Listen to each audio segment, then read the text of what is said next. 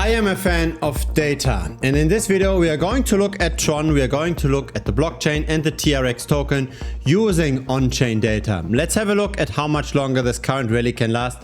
Let's have a look at how much potential manipulation there might be. Let's start off with the simplest of potential charts, a price chart measured in US dollars of TRX. So this is a logarithmic scale. This starts in 2017 and it looks like Tron tends to peak at somewhere between 16 and 21 cents. We are very close to that peak yet again. But the problem with charts like this is, of course, the impact of all of crypto, right? When Bitcoin goes up, many other altcoins go up as well and vice versa. What I like to look at is outperformance. Is TRX outperforming Bitcoin?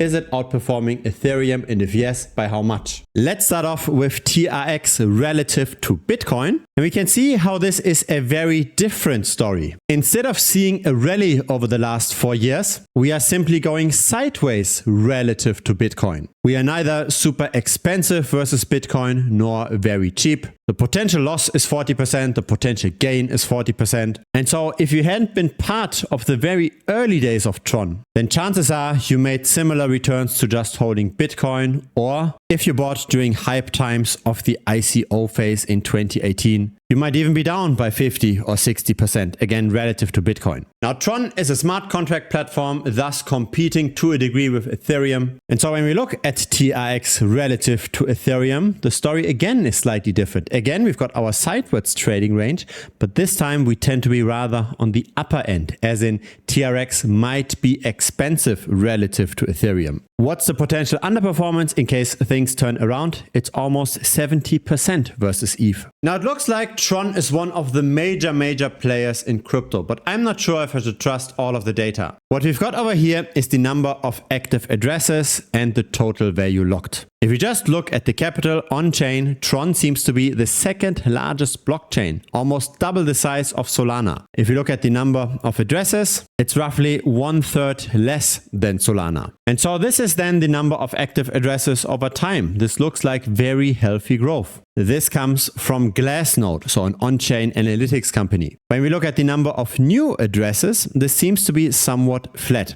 In other words, new people onboard at the same pace and they stick around, otherwise the number of active addresses wouldn't grow. Now I made a prior video on Tron on this channel, roughly 1 month old, where I talked about the total value locked of Tron and how a lot of this is in Bitcoin tokens that don't have any proof of reserve on the native Bitcoin chain. And that video got quite popular. It outperformed your average video, so the average video is in gray. The Tron video revealing the potentially problematic on-chain value did roughly 50% more views. Now feel free to check that video out right on this channel. The title is Tron a Scam? And so in this video, we are going to look at the ownership structure of Tron, of the TRX token. So again, I publish videos on Tron regularly. Feel free to subscribe. Here's the problem with crypto YouTube. People promoting becoming degen or buying 100x coins. That's what gives clicks, but that's not what's going to bring you forward. I refuse to take money from centralized exchanges. I refuse to take money from crypto projects. I refuse to pump and dump a coin and filling up my pockets in the background. I don't do any of this. Instead, I share my knowledge in the form of tutorials in the premium membership. So that's content that won't do well on YouTube, but that builds up skill over time. You can also directly contact me over there. You can directly pick my brain. Feel free to check it out.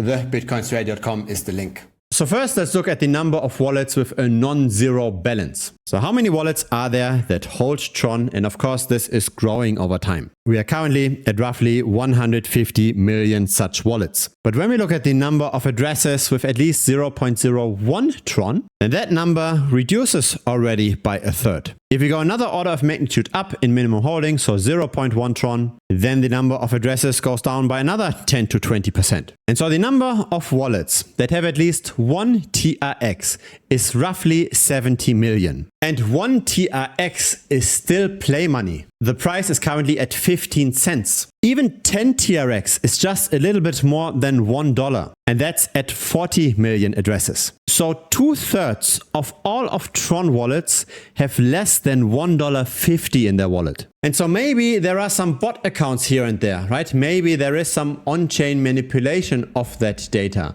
Let's go further orders of magnitudes up. So let's not look at $1.50, but at $15, at $150, at $1,500. Let's have a look at all of this. Are those graphs growing as well? So this is now a minimum holding of 100 TRX. So that's $15 at the current price. The number of such wallets isn't really growing in the last 2.5 years. Let's go another order of magnitude up. Now this is 1,000 Tron or $150. Also pretty much no growth. And it's interesting how this is even declining while the price of Tron went up. One more order of magnitude, that's now more than 10,000 TRX. So that's $1,505. That's going pretty much flat. So it doesn't necessarily look like there is adoption by a lot of people with any significant money in this. Yes, we had seen growth before, but that all stopped in July of 2021. Yet the price relative to Ethereum still continued growing. It more than doubled. I don't really know what to make out of all of this. To me, it seems like the ownership of Tron is very much concentrated in just a few wallets